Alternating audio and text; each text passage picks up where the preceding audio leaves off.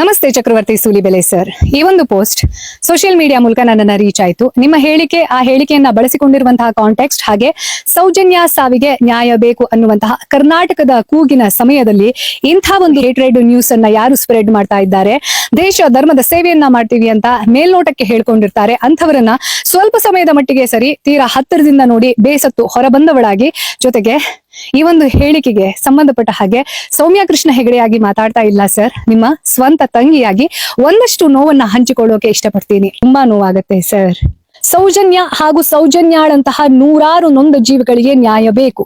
ಆದ್ರೆ ಆ ನೂರಾರು ಜೀವಗಳಿಗೆ ಈ ಒಂದು ಕೇಸ್ ಪ್ರೇರಣೆ ಏನಾಗುತ್ತೆ, ಇದಕ್ಕೆ ಯಾಕೆ ಅಷ್ಟು ಪೊಟೆನ್ಶಿಯಲ್ ಇದೆ ಅಂತಂದ್ರೆ, ನಿರ್ಭಯಾ ಕೇಸ್ ಮಾರ್ಚ್ 21, 2013 ಒಂದು ಕೇಸ್ ನಲ್ಲಿ ಅಮೆಂಡ್ಮೆಂಟ್ ಅನ್ನ ಮಾಡ್ತು. ಆಂಟಿ ರೇಪ್ ಕೇಸ್, ಒಂದು ಕೇಸ್ಗೆ ಅದೆಷ್ಟೋ ಕೇಸ್ಗಳ ದಿಕ್ಕನ್ನ ಪರಿವರ್ತನೆ ಮಾಡುವಂತಹ ತಾಕತ್ತಿರುತ್ತೆ. ಅಂತಹ ಕೇಸ್ ಸೌಜನ್ಯ ಕೇಸ್. ಹಾಗಾಗಿ ಯಾರೆಲ್ಲ ಹೇಳ್ತಾರೆ ಅದೆಷ್ಟೋ ಕೇಸ್ಗಳಿವೆ, ಅದನ್ನ ಬಿಟ್ಟು ಇದನ್ನೇ ಯಾಕೆ ಟಾರ್ಗೆಟ್ ಮಾಡ್ತಿದ್ದಾರೆ, ಯಾಕೆ ಅಂತಂದ್ರೆ ಈ ಕೇಸ್ ಸಾಮಾನ್ಯ ಕೇಸ್ಗಳ ಹಾಗೆ ಅಲ್ಲ.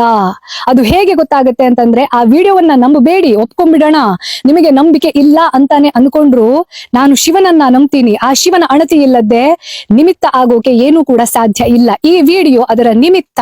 ಆ ಸತ್ಯ ಶೋಧನೆಯ ದಾರಿ ಅನ್ನೋದು ಪ್ರತಿಯೊಬ್ಬರ ಜನರಿಗೆ ಕಾಣಿಸ್ತಾ ಇರುವಂತಹ ಸಂದರ್ಭದಲ್ಲಿ ನೀವ್ ಯಾಕೆ ಸರ್ ಆ ಧ್ವನಿಯನ್ನ ಒಂದು ಮಾರ್ಧನಿ ಮಾಡಬಾರ್ದು?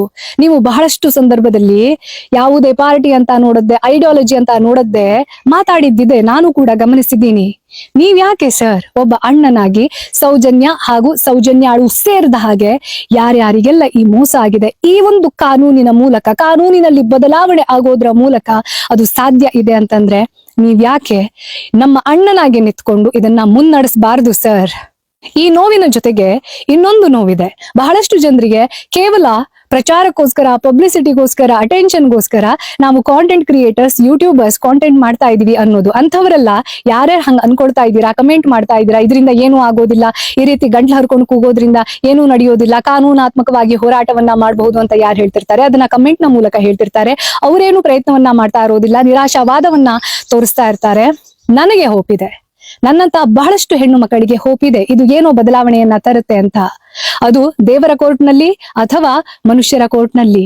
ಕರ್ಮ ಅನ್ನೋದನ್ನ ಯಾವತ್ತೂ ಕೂಡ ನಾವು ಅಲ್ಲಗಡಿಯೋಕೆ ಸಾಧ್ಯ ಇಲ್ಲ. ಹಾಗೆ ಯಾರಿಗೆಲ್ಲ ಇದು ಪಬ್ಲಿಸಿಟಿಗೆ ಮಾತ್ರ ಅಂತ ಅನಿಸ್ತಾ ಇದೆ, ಅಂತವರಿಗೆ ನಾನ್ ಪರ್ಸನಲಿ ಹೇಳಕ್ ಇಷ್ಟಪಡ್ತೀನಿ, ನನ್ನ ಸಾಮಾಜಿಕ ಜಾಲತಾಣದಲ್ಲಿ ನಿಮ್ಮ ಕಡ್ಡಾಯ, ನಿಮ್ಮ ಹಾಜರಾತಿ ಅನ್ನುವಂಥದ್ದು ಯಾವುದು ಕೂಡ ನಾನು ನಿರೀಕ್ಷೆ ಮಾಡೋದಿಲ್ಲ. You are free to unfollow and block me and otherwise I will do it. ಯಾರ್ಯಾರೆಲ್ಲ ಈ ಕೇಸ್ನ ಸಲುವಾಗಿ ಮಾತಾಡದ್ದೆ ಧರ್ಮ, ಜಾತಿ, ಮತ್ತೊಂದು ಮರದೊಂದು ಅನ್ನೋ ಗುರಾಣಿಯನ್ನ ಇಡ್ತಾ ಇದ್ದಾರೆ, ಹಿಂದೂ ಇಸ್ ಅಂಡರ್ ಥ್ರೆಟ್ ಅನ್ನೋ ಪ್ರೊಪಗ್ಯಾಂಡಾವನ್ನ ಹುಟ್ಟು ಹಾಕಿ ಪ್ಯಾನಿಕ್ ಮೋಡ್ ಅನ್ನ ಕ್ರಿಯೇಟ್ ಮಾಡ್ತಿರ್ತಾರೆ, ಅಂಥವರು ಕೂಡ ಸೌಜನ್ಯ ಕೇಸ್ನ ನಿಜವಾದ ಅಪರಾಧಿಯ ಹಾಗೆ ಅತ್ಯಾಚಾರಿ ಮನಸ್ಥಿತಿಯವರೇ ಆಗಿರ್ತಾರೆ. ಅಂಥವರನ್ನ ಯಾರು ಸಪೋರ್ಟ್ ಮಾಡ್ತಾ ಇರ್ತಾರೆ ಅಂಥವರೆಲ್ಲರಿಗೂ ಕೂಡ ಹೀಗಾಗ್ಲಿ ಅಂತ ನಾನು ಬಯಸ್ತೀನಿ. ನನ್ನ ಶಾಪ ಅಂತ ತಿಳ್ಕೊಳ್ಳಿ, ನನ್ನಂತ ಸಾವಿರಾರು ಹೆಣ್ಣು ಮಕ್ಕಳ ಶಾಪ, ಸೌಜನ್ಯಾಳನ್ನು ಸೇರಿದ ಹಾಗೆ ಅವರೆಲ್ಲರ ಶಾಪ. ಎಲ್ಲಿಂದ? ಔರಂಗಜೇಬ್ ಬಾಬರ್ನಿಂದ ವಾರ್ನಲ್ಲಿ ಯಾವ್ಯಾವ ಹೆಣ್ಣು ಮಕ್ಕಳ ಮೇಲೆ ಅತ್ಯಾಚಾರ ನಡೆದಿದೆ, ಸಂಬಂಧನೇ ಇಲ್ಲ ವಾರ್ಗೂ ಹೆಣ್ಮಕ್ಳಿಗೂ, ಆದ್ರೆ ಎಲ್ಲಾ ಸಮಯದಲ್ಲೂ ನೋವನ್ನ ಉಂಡಿದ್ದು, ಬಲಿಪಶು ಆಗಿದ್ದು, ಶೋಷಣೆಯನ್ನ ಎದುರಿಸಿದ್ದು ಹೆಣ್ಣು ಕುಲ. ಆ ಎಲ್ಲಾ ಹೆಣ್ಣು ಜೀವಗಳ ಶಾಪ ಅನ್ನೋದು ನಮ್ಮ ಹಿಸ್ಟ್ರಿಯನ್ನ ತೆಗೆದು ನೋಡಿ ಮಹಾನ್ ಧ್ವಂಸಕ್ಕೆ ಕಾರಣ ಆಗಿದೆ. ರಾಮಾಯಣ, ಮಹಾಭಾರತ ಅದು ಆಗದ್ದೇ ಇರ್ಬೇಕು ಅಂತಂದ್ರೆ ಶಾಂತಿ ಅನ್ನೋದು, ಧರ್ಮ ಅನ್ನೋದು, ಶ್ರೀ ಕೃಷ್ಣ ಪರಮಾತ್ಮ ಹೇಳುವಂತಹ ಧರ್ಮ ಅನ್ನೋದು, ಸನಾತನ ಧರ್ಮ ಎಲ್ಲಿ ಮಾನವೀಯ ಮೌಲ್ಯಗಳೇ ಅದರ ಆಧಾರವಾಗಿರುತ್ತೆ, ಅದರ ವಿರುದ್ಧವಾಗಿರುವಂತಹ ಯಾವುದೇ ವ್ಯಕ್ತಿಯನ್ನ ನಾನು ಹಿಂದೂ ಅಂತ ಕರೆಯೋದಿಲ್ಲ, ಮನುಷ್ಯ ಅಂತ ಕರೆಯೋದೇ ಇಲ್ಲ. ಯಾರೆಲ್ಲ ಈ ಕೇಸನ್ನ ಸಪೋರ್ಟ್ ಮಾಡ್ತಾ ಇಲ್ಲ ಅವರನ್ನ ಅವರು ಎಕ್ಸ್ಪೋಸ್ ಮಾಡ್ಕೊಳ್ತಾ ಇದ್ದಾರೆ. ದಯವಿಟ್ಟು ಜನರೇ, ಮುಂದೆ ಯಾರೆಲ್ಲ ದೇಶ, ಧರ್ಮ ಹಾಗೂ ಇಂಥ ಸೋಗಿನಲ್ಲಿ ಇರ್ತಾರೆ, ಜೊತೆಗೆ ಇದರ ವಿರುದ್ಧವಾಗಿ ಇನ್ನೊಂದು ಪ್ರೊಪಗಾಂಡಾವನ್ನ ಹುಟ್ಟು ಹಾಕಿ ಅದರ ಮೂಲಕ ನಮ್ಮನ್ನ ಹಣಿಯುವಂತಹ, ಸನಾತನಿಗಳನ್ನ ಹಣಿಯುವಂತಹ ಪ್ರಯತ್ನ ಏನ್ ಮಾಡ್ತಾರೆ, ಇವರಿಬ್ಬರಿಂದನೂ ನಾವು ಹುಷಾರಾಗಿ ಇರಬೇಕು. ಯಾವುದೇ ಪಾರ್ಟಿ ಅಥವಾ ಯಾವುದೇ ಐಡಿಯಾಲಜಿ ಇದನ್ನ ಸಪೋರ್ಟ್ ಮಾಡ್ತಾ ಇಲ್ಲ ಅಂತಂದ್ರೆ ನಮಗೆ ಒಂದ್ ಅರ್ಥ ಆಗಬೇಕು, ಯಾವೊಬ್ಬ ರಾಜಕಾರಣಿ ಕೂಡ ಇದ್ರ ಬಗ್ಗೆ ಮಾತಾಡಿಲ್ಲ. ಶ್ರೀಯುತರೊಬ್ಬರ ಮದುವೆ ಕಾರ್ಯಕ್ರಮಕ್ಕೆ ಹೋಗಿ ಅಲ್ಲಿ ವಿಶ್ ಮಾಡುವಷ್ಟರ ಮಟ್ಟಿಗೆ ಬಿಡುವಿದೆ ಅಂತಂದ್ರೆ, ಇದ್ರ ಬಗ್ಗೆ ಮಾತಾಡ್ತಾ ಇಲ್ಲ ಅಂತಂದ್ರೆ ನಮ್ಗೆ ಯಾರ ಪರವಾಗಿ ವೋಟ್ ಹಾಕ್ತಾ ಇದ್ವಿ, ಯಾಕಾಗಿ ವೋಟ್ ಹಾಕ್ತಾ ಇದ್ವಿ? ನಮ್ಮ ನೋವು ಅವರ ನೋವಲ್ಲ ಅಂತಂದ್ರೆ ಅವರು ನಮ್ಮ ಪ್ರತಿನಿಧಿ ಆಗೋಕೆ ಹೇಗೆ ಸಾಧ್ಯ? ಹಾಗೆ ಇಂತಹ ಹೇಳಿಕೆಗಳನ್ನ ಕೊಡುವ ಬದಲಾಗಿ ಸೂಲಿಬೆಲೆ ಸರ್, ಒಂದು ನಾನು ನಿಮ್ಗೆ ನೆನ್ಸಕ್ ಇಷ್ಟಪಡ್ತೀನಿ. ನಿಮ್ಗೆ ಗೊತ್ತಿರುತ್ತೆ, ನಾನು ನಿಮ್ಮಷ್ಟು ದೊಡ್ಡವಳು ಅಲ್ಲ ಹೇಳಕ್ಕೆ. ಒಬ್ಬ ಉಗ್ರಗಾಮಿಯನ್ನ ಮಟ್ಟ ಹಾಕ್ಬೇಕು ಅಂತಂದ್ರೆ ಒಬ್ಬ ಸಶಕ್ತ ಸೈನಿಕನ ಮೂಲಕ ಮಾತ್ರ ಸಾಧ್ಯ. ಉಗ್ರಗಾಮಿ ಆಗೋದ್ರಿಂದ ಅಲ್ಲ.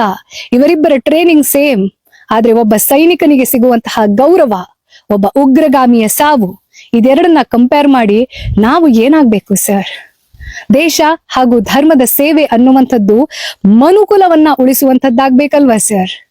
ಈ ಒಂದು ಪೋಸ್ಟ್ ಸೋಷಿಯಲ್ ಮೀಡಿಯಾ ಮೂಲಕ ನನ್ನನ್ನ ರೀಚ್ ಆಯ್ತು. ನಿಮ್ಮ ಹೇಳಿಕೆ, ಆ ಹೇಳಿಕೆಯನ್ನ ಬಳಸಿಕೊಂಡಿರುವಂತಹ ಕಾಂಟೆಕ್ಸ್ಟ್ ಹಾಗೆ ಸೌಜನ್ಯ ಸಾವಿಗೆ ನ್ಯಾಯ ಬೇಕು ಅನ್ನುವಂತಹ ಕರ್ನಾಟಕದ ಕೂಗಿನ ಸಮಯದಲ್ಲಿ ಇಂಥ ಒಂದು ಹೇಟ್ರೆಡ್ ನ್ಯೂಸ್ ಅನ್ನ ಯಾರು ಸ್ಪ್ರೆಡ್ ಮಾಡ್ತಾ ಇದ್ದಾರೆ, ದೇಶ ಧರ್ಮದ ಸೇವೆಯನ್ನ ಮಾಡ್ತೀವಿ ಅಂತ ಮೇಲ್ನೋಟಕ್ಕೆ ಹೇಳ್ಕೊಂಡಿರ್ತಾರೆ, ಅಂಥವರನ್ನ ಸ್ವಲ್ಪ ಸಮಯದ ಮಟ್ಟಿಗೆ ಸರಿ ತೀರಾ ಹತ್ತಿರದಿಂದ ನೋಡಿ ಬೇಸತ್ತು ಹೊರಬಂದವಳಾಗಿ, ಜೊತೆಗೆ ಈ ಒಂದು ಹೇಳಿಕೆಗೆ ಸಂಬಂಧಪಟ್ಟ ಹಾಗೆ ಸೌಮ್ಯ ಕೃಷ್ಣ ಹೆಗಡೆಯಾಗಿ ಮಾತಾಡ್ತಾ ಇಲ್ಲ ಸರ್, ನಿಮ್ಮ ಸ್ವಂತ ತಂಗಿಯಾಗಿ ಒಂದಷ್ಟು ನೋವನ್ನ ಹಂಚಿಕೊಳ್ಳೋಕೆ ಇಷ್ಟಪಡ್ತೀನಿ.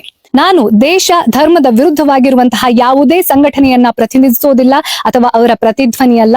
ಜೊತೆಗೆ ನಿಮ್ಮನ್ನ ಪರ್ಸನಲಿ ಹೇಟ್ ಮಾಡುವಂತಹ ವ್ಯಕ್ತಿಗಳ ಸಾಲಿನಲ್ಲಿ ಕೂಡ ಸೇರ್ದೋಳಲ್ಲ.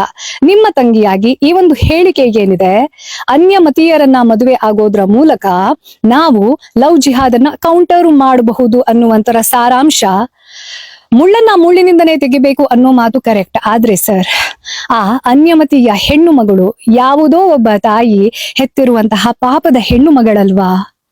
ಲವ್ ಜಿಹಾದ್ ಮಾಡ್ತಾ ಇರುವಂತಹ ಗಂಡು ಮಕ್ಕಳನ್ನ ಮಟ್ಟ ಹಾಕೋ ಬದಲಾಗಿ ನಾವ್ಯಾಕೆ ಇನ್ನೊಬ್ಬ ಹೆಣ್ಣು ಮಗಳನ್ನ ಟಾರ್ಗೆಟ್ ಮಾಡ್ತಾ ಇದ್ದೀವಿ ಸರ್? ನನ್ನ ಅಣ್ಣ ಈ ರೀತಿ ಮಾಡೋದನ್ನ ನಾನು ಒಪ್ಪೋದಿಲ್ಲ. ನಾನ್ ಅಂದ್ಕೊಂಡ ಹಾಗೆ ನನ್ನ ಅಣ್ಣ ಇನ್ನು ಅವಿವಾಹಿತ. ನೀವು ಅದನ್ನ ಬೇರೆಯವರಿಗೆ ಪ್ರೀಚ್ ಮಾಡುವ ಬದಲಾಗಿ ಯಾಕೆ ಪ್ರಾಕ್ಟೀಸ್ ಮಾಡ್ಲಿಲ್ಲ? ಒಂದು ವೇಳೆ ನೀವು ಇದನ್ನ ಪ್ರಾಕ್ಟೀಸ್ ಮಾಡಿದ್ರೆ ನಿಮ್ಮ ತಂಗಿಯ ವಿಶ್ವಾಸವನ್ನ, ಗೌರವವನ್ನ ಕಳೆದುಕೊಳ್ತೀರಾ ಸರ್? ನನ್ನನ್ನು ಸೇರಿದ ಹಾಗೆ ಕರ್ನಾಟಕದಲ್ಲಿ ಯಾರೆಲ್ಲ ನಿಮ್ಮ ಭಾಷಣವನ್ನ ಒಂದು ಸಮಯದಲ್ಲಿ ಕೇಳಿ ಪ್ರೇರೇಪಣೆಯನ್ನ ಪಡೆದಿದ್ವಿ, ನಾನು ಒಂದು ಡಿಬೇಟ್ ಅಲ್ಲಿ ನಿಮ್ಮನ್ನ ಮಾತಾಡ್ಸಿದ್ದೆ ಕೂಡ. ನೀವು ತುಂಬಾ ಚೆನ್ನಾಗಿ ಮಾತಾಡ್ತೀರಾ ಕಣ್ರಿ, ಯಾವೂರ್ ಕಡೆ ನಿಮ್ದು ಅಂತ ಕೇಳಿದ್ದು ಕೂಡ ಇದೆ. ಆ ಒಂದು ಚಕ್ರವರ್ತಿ ಸೂಲಿಬೆಲೆಯಿಂದ ಇನ್ಸ್ಪೈರ್ ಆಗಿರುವಂತಹ ಬಹಳಷ್ಟು ತಂಗಿಯರು ಈ ಮಾತಿನಿಂದ ಮನನೊಂದಿದ್ದಾರೆ ಸರ್. ಇನ್ನು ನಮ್ಮ ಸನಾತನ ಸಂಸ್ಕೃತಿಯಲ್ಲಿ ಮದುವೆಗೆ ಅದರದ್ದೇ ಆಗಿರುವಂತಹ ಶ್ರೇಷ್ಠ ಗೌರವ ಇದೆ. ಎರಡು ಆತ್ಮಗಳ ಸಮ್ಮಿಲನ ಅಂತ ಹೇಳ್ತೀವಿ, ಶಿವಶಕ್ತಿಯ ಪ್ರತೀಕ ಅಂತ ಹೇಳ್ತೀವಿ. ಅಂತ ಒಂದು ಪವಿತ್ರ ಸಂಬಂಧವನ್ನ ಯಾವನೋ ಒಬ್ಬ ಲವ್ ಜಿಹಾದ್ ಮಾಡ್ತಾನೆ ಅನ್ನೋ ಕಾರಣಕ್ಕೋಸ್ಕರ ನಾವು ಅಲ್ಲಗಳಿಬೇಕಾ ಸರ್? ರಿವೆಂಜ್ ಆಗಿ ತಗೋಬೇಕಾ? ಇಂತಹ ಸಂಬಂಧ ಉಳಿಯೋಕೆ ಸಾಧ್ಯನಾ?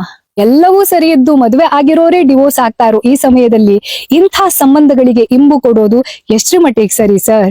ಸಾಮಾಜಿಕವಾಗಿ ಕೇಳ್ತಾ ಇದ್ದೀನಿ, ಧಾರ್ಮಿಕವಾಗಿ ಕೂಡ ಕೇಳ್ತಾ ಇದ್ದೀನಿ. ಕೇವಲ ಯತ್ರ ನಾರ್ಯಸ್ತು ಪೂಜ್ಯಂತೆ ರಮಂತೆ ತತ್ರ ದೇವತಾ ಅಂತ ಭಾಷಣ ಪಿಗಿಯೋರ ಮಧ್ಯದಲ್ಲಿ ಹೆಣ್ಣು ಮಕ್ಕಳನ್ನ ಕೇವಲ ದೇವತೆಯನ್ನಾಗಿ ಮಾತ್ರ ಅಲ್ಲ, ಒಬ್ಬ ಸಾಮಾನ್ಯ ಮನುಷ್ಯಳಾಗಿ, ಒಬ್ಬ ಹುಡುಗನಾಗಿ ನಾನು ಈ ಭೂಮಿಯ ಮೇಲೆ ಏನೆಲ್ಲ ಹಕ್ಕನ್ನ ಪಡ್ಕೊಂಡಿದ್ದೀನಿ, ಒಬ್ಬ ಹುಡುಗಿಯಾಗಿ ಅವಳಿಗೂ ಕೂಡ ಅದೇ ಹಕ್ಕಿದೆ. ಆ ಹಕ್ಕನ್ನ ಕಸಿದುಕೊಂಡ್ರೆ ಸೌಜನ್ಯಾಳಿಗೆ ಏನಾಯ್ತಲ್ಲ, ಹಾಗೆ ಒಂದು ದಿನದಲ್ಲಿ ಅದೆಷ್ಟು ಹೆಣ್ಣು ಮಕ್ಕಳ ಮೇಲೆ ಅತ್ಯಾಚಾರ ಆಗತ್ತೆ. ಅದನ್ನ ಮಾಡ್ತಾ ಇರುವಂತಹ ಗಂಡು ಮಕ್ಕಳಿಗೆ ಮಟ್ಟ ಹಾಕೋದನ್ನ ನೀವು ಹೇಳ್ಕೊಡೋದೆ, ಅಂತ ಹೆಣ್ಣು ಮಕ್ಕಳನ್ನ ಮದುವೆ ಹಾಕೊಂಡ್ ಬನ್ನಿ ಬೇರೆ ಮತದಿಂದ ಅಂತ ಹೇಳೋದು, ಇದು ಹೆಣ್ಣಿನ ವಿರುದ್ಧವಾಗಿರುವಂತಹ ಶೋಷಣೆಗೆ ಕುಮ್ಮಕ್ಕನ್ನ ಕೊಟ್ಟ ಹಾಗೆ ಅಲ್ವೇ? ನನ್ನಣ್ಣ ಹಾಗೆ ಮಾಡೋದು ನನಗೆ ತುಂಬಾ ನೋವಾಗತ್ತೆ ಸರ್.